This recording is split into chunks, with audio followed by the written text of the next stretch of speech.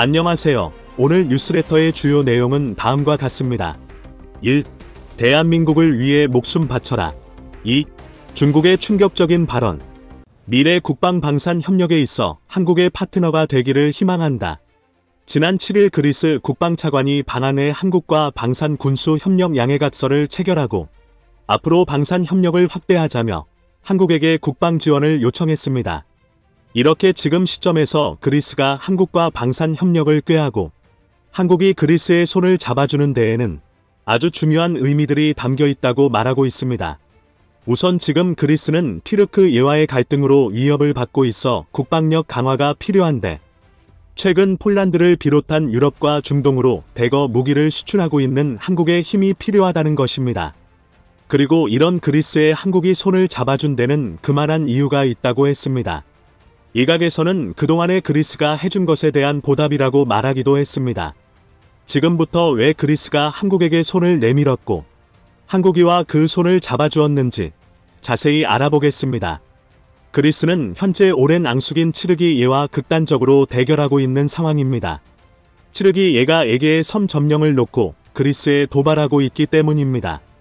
블룸버그 통신에 따르면 에르도안 튀르기 예 대통령은 지난 6일 그리스의 에게의 섬 점령은 우리의 걱정거리가 아니다라며 때가 되면 우린 필요한 일을 할 것이라고 말했습니다. 또한 튀르기 예 에르도안 대통령은 말했듯이 우린 갑자기 하룻밤새 점령하러 갈 수도 있다고 그리스에 경고했습니다. 그리스 정부는 곧바로 반발했습니다. 네코스 덴 디아스 그리스 외교부 장관은 터무니없는 발언을 하고 있다고 비난한 뒤 공격과 정복을 꿈꾸는 사람이 있다면 서너 번 다시 고려해볼 것을 충고하고 싶다고 말했습니다. 이어 우리는 조국과 독립, 영토 보전을 수호할 준비가 돼 있다고 강조했습니다. 튀르기 예와 그리스는 15세 7아이 말 그리스가 튀르기 예의 전신인 오스만 제국에 점령당한 이후 수백 년간 앙숙 관계를 이어왔습니다. 1차 세계대전 종전 후 승전국이 된 그리스는 1923년 로잔 조약에 의해 에게의 여러 섬을 얻었는데 당시 튀르기 예 본토 앞바다에 있는 섬 대부분이 그리스 영토가 됐습니다. 이후 양국은 에게의 섬 영유권과 영공 침범, 지중해 자원 탐사 등 여러 문제에서 마찰을 빚어왔습니다.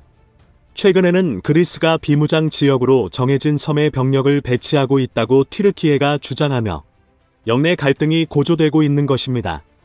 튀르키예의 이런 위협이 계속되자 그리스는 최근 군사력 증강에 박자를 가하고 있습니다. 그리스는 가장 먼저 프랑스의 나팔 전투기 24대 도입을 계약하고 프랑스 구축함 속대까지 도입하기로 했습니다. 이것은 그동안 프랑스가 그리스 편을 들어줬기에 무기를 구입한 것이라고 했습니다. 터키가 나토 국가에 속해 있으면서도 친러시아 행보를 하는 등 유럽 다른 국가들과 계속 엇박자를 내자 프랑스가 그리스를 도와주고 둘이 손을 잡은 것입니다. 그런데 프랑스의 도움을 받는 데는 한계가 있기에 그리스는 최근 가장 무기를 빠르게 공급할 수 있는 한국에게도 도움을 요청하고 있는 것으로 보이고 있습니다. 그런데 이 와중에 지금 그리스와 대치하고 있는 튀르크에게도 한국과 오래된 우방국이기에 그리스를 돕게 되면 난처한 상황에 놓이게 되는 게 아니냐는 말이 나오고 있습니다. 분명 둘 다 한국과 가까운 국가이지만 한국이 그리스와 방산 협력을 맺는 데는 중요한 이유가 있다고 했습니다.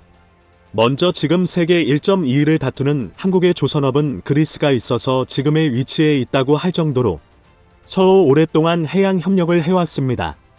그리스와 한국 간의 인연은 1971년부터 시작되었습니다.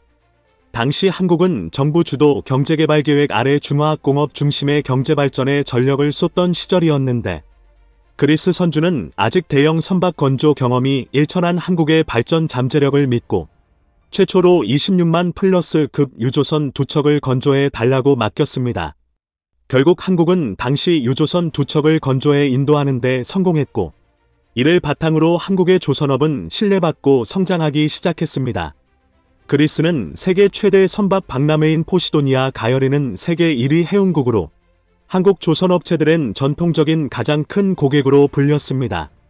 첫 발주 이후에도 세계 1의 해운국 그리스는 한국의 조선사에 물량을 맡겨왔는데 오늘날까지 그리스에서 발주되는 선박 중 과반을 한국 조선사가 수주하고 있습니다. 이렇게 그리스의 해운산업과 한국의 조선산업의 만남은 양국의 전략산업이 세계 시장에서 경쟁력을 확보할 수 있게 만들었습니다. 그런데 2000년대에 들어와서 그리스가 경제적으로 어려워지자 중국이 자본력을 앞세워 그리스의 산업을 잠식하기 시작했습니다.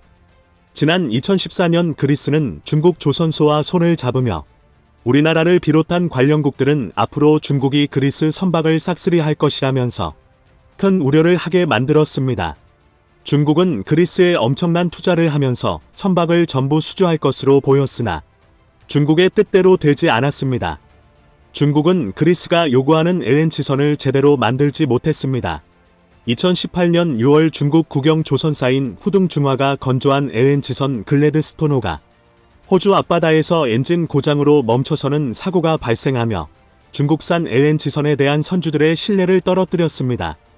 지난 2017년 프랑스가 중국에 발주한 LNG 추진 초대형 컨테이너선 9척이 제때 인도되지 못하고 2차례나 인도가 지연되기도 했습니다. 이후로 그리스를 비롯한 전 세계 선사들은 중국 LNG선에 대해서 믿을 수 없다면서 한국 조선사들의 LNG선 발주를 맡기기 시작했고, 그리스도 오랫동안 훌륭한 선박을 납품해오던 한국을 다시 선택하게 되었습니다. 그리고 2020년 상반기 극심한 수주 가뭄을 겪었던 한국 조선업은 그리스 때문에 반전의 기회를 갖게 되었다고 했습니다. 그리스 선사로부터 선박 발주가 잇따르면서 한국은 2020년 3분기 수주 1위 자리를 중국으로부터 되찾아왔습니다. 국내에서는 한국 조선업체들이 수출의 난항을 겪을 때마다 매번 담비 같은 역할을 해주고 있다고 업계 관계자들이 입을 모았습니다. 또한 2021년에 대우조선은 그리스 최대 해운사 안젤리쿠시스 그룹 산하 마랑가스로부터 4,870억 원 규모의 LNG 운반선 2척을 수주했습니다. 중국은 자본력으로 그리스의 항만을 비롯해 기간산업을 잠식하려 했는데, 최근 그리스에서는 중국에 대한 부정적인 여론이 역대 최고 수준인 50%에 달한다는 분석이 나왔습니다.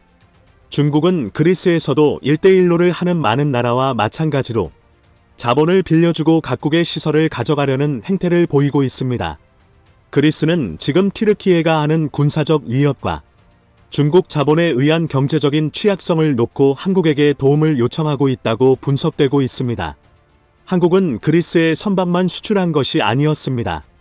현대로템은 지난 2002년에 이어 2009년 두 번째로 그리스 아테네 지하철 전동차 공급에 성공했습니다. 당시 현대로템은 예정 기간보다 3개월 앞서 전동차를 납품해 아테네 올림픽의 성공적 개최에 기여하며, 시행청은 물론 아테네 시민들의 호평을 받았으며 이러한 신뢰가 연속 수주 성공의 배경이 되었다고 했습니다. 그리스에 거주하고 있는 우리나라 교포란 네티즌은 그리스 지하철에서 한국에서 만들었다고 느낄 수 있는 전광판이 보였는데, 알고 보니 현대로템이 만든 것이었다고 했습니다. 또한 현대로템이 만든 전철이 그리스 가장 핵심 라인인 이 벌라인을 달리고 있다며 뿌듯하다고 말하기도 했습니다. 이번에 많은 군사 전문가는 그리스는 U25 때 한국을 도운 전통적인 한국의 우방국으로, 이번에 국방차관이 한국에 방문한 것은 한국으로부터 무기 도입을 시사하고 있다고 했습니다. 또한 경제 전문가들은 그리스는 선박을 비롯해 앞으로 한국과 더 긴밀한 경제 협력을 요구할 것이라고 했습니다. 그리스와 튀르크 예와의 관계는 마치 한일 관계하고 비슷하다며, 그리스는 한국과 비슷한 역사를 지니고 있기에 양 국민은 더욱 가까운 마음을 가지고 있다고 했습니다. 지난해 한국과 그리스는 양국 수교 60주년을 기념해 공식 로고를 공동으로 제작했습니다.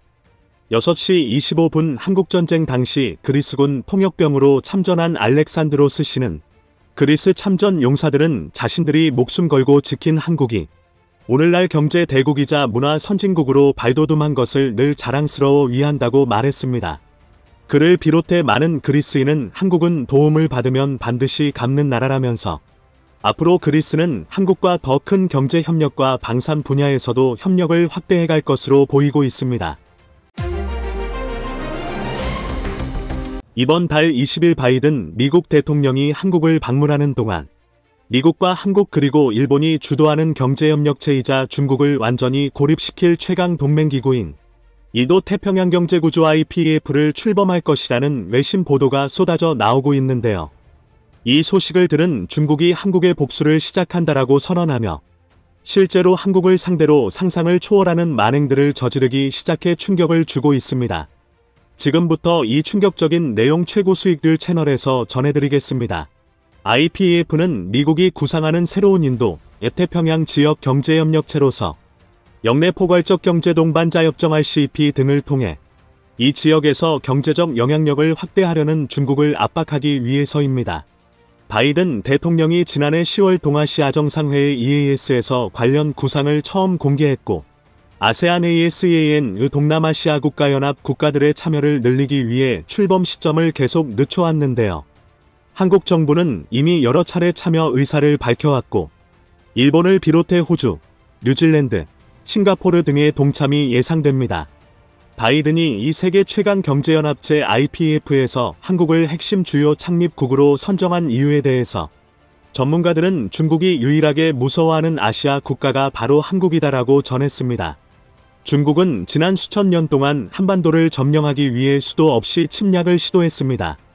수나라는 서기 589년에 중국을 통일한 뒤 9년 만인 598년 고구려 공격에 나섰고 이후 수나라는 614년까지 모두 4차례 고구려 원정에 나섰으나 결국 모두 실패했습니다. 이후에도 칭기즈칸의 원나라는 1206년 건국 이후 순식간에 중국의 주도권을 쥔 다음 1231년 고려를 침공했고 청나라 역시 1616년 청나라의 전신인 후금 건국 이후 강력한 세력을 형성하면서 1637년 병자호란을 일으켰습니다. 하지만 결국 한반도를 점령하지 못하고 물러나야 했는데요. 2022년 현재는 한국 기업들이 중국에서 철수 결정을 해버리면 중국 도시 전체가 쑥대밭이 되어버리는 갑과 을의 관계와 완전히 뒤바뀐 상황이 만들어졌습니다.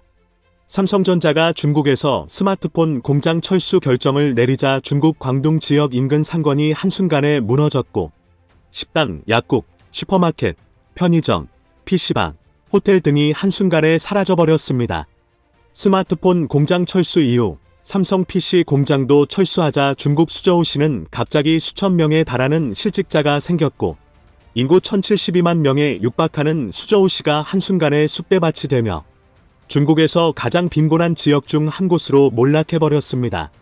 회생 불가능한 수준으로 무너져 내렸는데요. 중국이 더 두려워하는 것은 바로 삼성전자의 반도체 공장과 SK하이닉스의 반도체 공장이 철수한다면 중국의 도시 하나가 날아가는 것이 아니라 중국 전체가 한순간에 쑥대밭이 되어버리기 때문입니다. 해당 공장들이 있는 인근 지역 경제가 무너져 내리는 것은 당연하고 철수 후 미국과 한국이 중국의 반도체 수출 중단이라는 극단적인 조치라도 취한다면 화웨이, 샤오미, 오포, 비보 등 중국의 모든 IT 기업은 한순간에 마비가 됩니다. 아무것도 생산할 수 없게 되죠. 이 때문에 미국은 이번에 만들 세계 최강 경제협력기구 IPEF에 한국을 가장 중요한 파트너 국가로 선정한 것으로 전해졌는데요.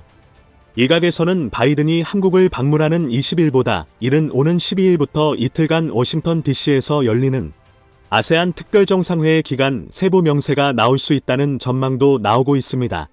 한 관계자는 이와 관련해 바이든 대통령이 핵심 동맹인 한국과 일본을 동시에 방문하는 기회 자체가 흔치 않은 만큼 일본 방문 기간 IPEF가 발족할 가능성이 큰 것은 사실이라며 다만 동남아시아 국가들의 참여 여부 등 남아있는 문제가 있기 때문에 명확히 확인되지는 않는다고 분위기를 전했습니다. 한국과 미국이 이렇게 심상치 않은 밀월 관계를 만들어 나가는 가운데 놀라운 소식도 하나 전해졌는데요. 미국이 한국의 한국산 무기를 우리에게 주면 우리가 우크라이나에 대신 전달해 주겠다라며 물밑 제안을 한 것으로 전해져 러시아에 크나큰 충격을 주었습니다. 미국이 러시아와 전쟁 중인 우크라이나를 돕기 위해 한국에 공격무기 제공을 요청한 것으로 나타났습니다. 러시아의 반발 가능성을 감안해 한국이 공격무기를 미국에 주면 미국이 이를 우크라이나에 대신 전달하는 방식인데요. 9일 국방부에 따르면 로이드 오스틴 미국 국방성 장관은 지난달 25일 현지 시각 독일 람슈타인에 있는 미 공군 기지에서 43개국 국방 고위 관계자 회의를 화상으로 주재했고 복수의 정부 소식통에 따르면 미 측은 당시 러시아와의 관계를 고려해 우크라이나에 직접 무기를 보내는 게 곤란하다면 미국이 중간에 나서겠다 라고 제안했고 익명의 정부 소식통은 미국이 이와 별도로 외교 안보 라인을 통해 한국의 공격무기 제공 의사를 은밀히 타진하고 있다라고까지 전했습니다. 이렇게 역사상 단 한 번도 보지 못한 수준으로 강력해진 한국과 미국의 밀월 관계가 공개되자 중국은 초비상이 걸렸습니다. 이에 중국은 이번 한국의 윤 대통령 취임식의 역대 최고위급 인사인 왕치산 중국 국가 부주석과 사절단을 대규모 파견했습니다. 왕 부주석은 시진핑 국가주석의 오른팔이자 역대 대통령 취임식에 참석한 중국 최고위급 인사인데요. 11일 환구15 영문판 글로벌타임스는 왕 부주석의 취임식 참석은 미국이 인도 태평양 전략에 한국을 더 가깝게 하려는 노력에도 불구하고 중국이 한국과 관계를 증진하려는 바람을 반영한 것이라며 한국의 파격적인 제안을 동시에 한 것으로 전해졌습니다. 이와 관련 RG가 헤이룽장성 사회과학원 동북아연구소 소장은 글로벌타임스에 한국 대통령 취임식에 중국 고위 관리가 참석한 것은 한중 관계가 유례가 없는 일이며 이는 양국 관계를 더욱 발전시키는 데 있어 중국의 진정성을 충분히 보여준 것이라고 생색냈습니다. 자, 그런데 이렇게 앞에서는 한국과 잘해보려고 안간힘을 쓰는 것처럼 보이는 중국이 뒤에서는 한국에 대한 치졸한 보복을 준비하고 있었습니다. 환구15는 워싱턴은 한국을 대중 억제 진영에 합류시키려 하지만 이는 한국의 이익을 훼손하고 한국 경제 발전의 모멘텀을 훼손할 수 있다라며 한국의 충격적인 경고의 메시지를 전했습니다. 중국은 사드 보복을 시작으로 최근에는 요소수에 이어 과염소 산칼륨 등 각종 수출 규제를 통해 한국 내 공급망 붕괴와 인플레이션의 뇌관을 터뜨려 한국의 물가 상승을 증폭시키는 방식으로 복수를 해왔습니다. 그리고 오는 20일 바이든이 한국을 방문하는 동안 한미가 공동으로 중국을 견제하기 위한 기구 IPEF 공식 출범을 발표하면 중국은 한국에 지금보다 더 강력한 보복을 하겠다는 것입니다. 전문가들은 이번 중국의 보복과 관련해 여러 가지 시나리오를 제시했는데요. 최악의 경우 중국 내 한국의 반도체 공장들을 가동 중단시키도록 만들 수 있다고 전했습니다. 반도체 공장은 한번 가동이 중단되면 최소 수천억 원의 손해가 발생하는 만큼 한국 기업들이 받는 타격이 상당한데요. 중국과 한국의 외교 관계가 최악으로 치달을 경우 중국이 강제로 공장을 빼서 국유화시킬 수도 있다고 전문가들은 말하고 있습니다. 러시아도 최근 한국을 비호국가로 지정하더니 러시아 내 현대차 공장을 빼서 국유화시켜버릴 수 있다며 러시아에서 철수하는 외국 기업의 자산 압류를 고려하고 있다고 미국 자동차 매체 오토모티브 뉴스가 전했는데요. 중국도 러시아와 같은 방법을 쓸 가능성이 커지고 있습니다. 이뿐만이 아닙니다. 중국 해커 조직들을 통해 한국의 대규모 사이버전을 펼치기 시작했다는 충격적인 소식이 전해졌습니다. 중국 해커 그룹 텐스네이크는 트위터를 통해 한국의 보건부와 국방부를 해킹해 데이터를 탈취했다라고 주장했습니다. 해당 해커 그룹은 최근에도 90여 곳에 달하는 한국 기업의 사이트 목록과 함께 SQL 인젝션 공격을 통해 데이터베이스를 탈취할 수 있는 취약점이 있는 URL을 공개하기도 하는 등 한국을 타깃으로 한 해킹 공격에 적극적으로 나서고 있는 상황입니다. 텐스네이크는 트위터를 통해 우리는 한국 보건부 더 사우스 커리언 헬스 디파어트먼트를 공격했고 거의 3.8TB에 달하는 데이터를 유출했다라며 해당 데이터는 한국 전역에 있는 주요 의료기관으로부터 탈취한 핵심 정보를 포함하고 있다라고 밝혔습니다. 텐스네이크는 또 한 번 트위터에 글을 올려 한국의 북대서양조약기구 NATO 가입은 새로운 전쟁을 촉발할 것이라며 러시아나 우크라이나처럼 우리도 이미 국방부 더 미니스트리 오브 디펜스에 대한 기밀 문서를 갖고 있다. 물론 그동안 우리는 한국 국방부의 인트라넷을 자유롭게 돌아다녔다고 말할 수 있다라고 덧붙였습니다. 이들이 한국의 NATO 사이버 방위센터 정회원 가입을 비난하고 우리나라 국방부의 기밀 문서를 보유하고 있다고 주장하면서 텐스네이크의 정체에 대한 궁금증도 커지고 있는데요. 정치적인 목적이나 주장을 내세우면서 중국 정부와 연계된 해커 조직임이 너무나도 분명해졌습니다. 러시아가 우크라이나를 침공하기 전 대규모 사이버 공격을 감행한 것 기억하실 겁니다. 중국도 한국을 향해 사이버전을 펼치기 시작한 가운데 군사적 위협은 일본에 먼저 시작하고 있습니다. 그런데 위치를 보시면 일본 나가사키 지역과 매우 가깝기도 한 동시에 한국의 제주도, 남해와도 그리 멀지 않은 거리입니다. 한국의 대중국 견제용 미국과 함께 주도하는 IPEF 가입이 사실상 확정되는 가운데 앞으로 중국이 한국에 얼마나 무모한 복수를 할지, 러시아가 얼마나 처참하게 무너지고 있는지를 보고 있음에도 이와 같은 전철을 밟아나갈지, 중국의 무모한 질주가 어디서 멈출지 한번 지켜봐야겠습니다.